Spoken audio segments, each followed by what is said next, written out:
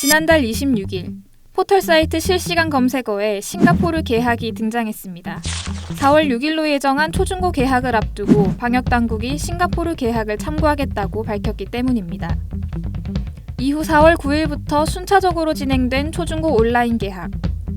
우리 정부는 이달 16일 거듭 싱가포르 사례를 거론하며 등교 개학에 신중한 입장을 나타냈습니다.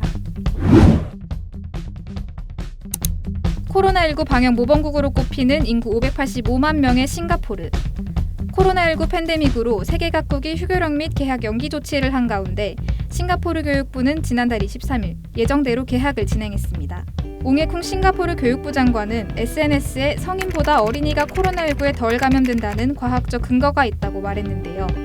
또 학교 안이 더 안전하며 맞벌이 부부 등을 위해서라도 개학이 필요하다고 강조했습니다.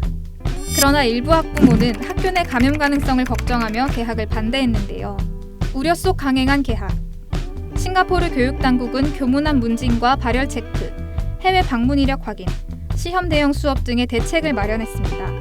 이에 개학 당일, 등교하지 않은 학생은 10% 미만이었습니다.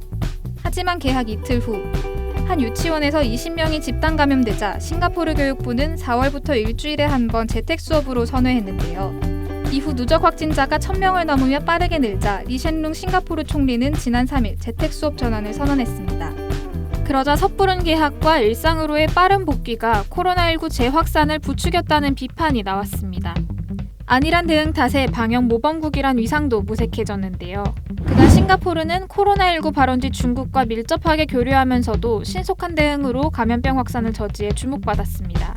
그러나 지난 20일 기준 누적 확진자 수는 8,000명을 훌쩍 넘으며 동남아시아 11개국 중 최다 국가가 됐습니다. 밀집한 이주노동자 기숙사에서 집단 감염자가 속출한 탓도 있지만 개학 등 빠른 일상 복귀가 화근이 됐다는 지적이 계속됐습니다. 우리 정부도 최근 신규 확진자가 한 자릿수까지 줄자 지난 19일까지 진행된 고강도 사회적 거리두기에서 완화한 정책을 내놓았는데요. 5월 5일까지 사회적 거리두기는 계속하되 종교, 유흥, 학원 등 4대 집단시설에 대한 운영 중단 권고를 제한으로 바꿨습니다.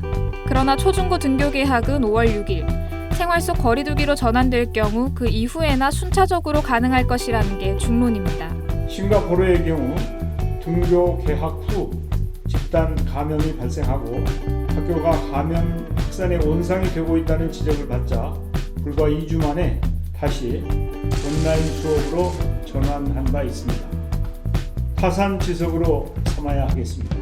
그 지역사회의 이 확진 환자 수의 양상을 파악해서 결정을 하는 것이 의미가 있을 것 같습니다. 그러나 또 개학을 하더라도 학생들이 밀접한 접촉을 통해서 확진자가 급증할 수 있는 가능성이 있기 때문에 개학을 할 때는 반드시 학교 당국의 철저한 그런 관리가 전제로 학부모와 학생의 관심이 쏠린 등교 개학. 싱가포르와 같은 위기를 겪지 않으려면 등교 시기와 방법 면에서 신중하게 접근해야 할 것입니다.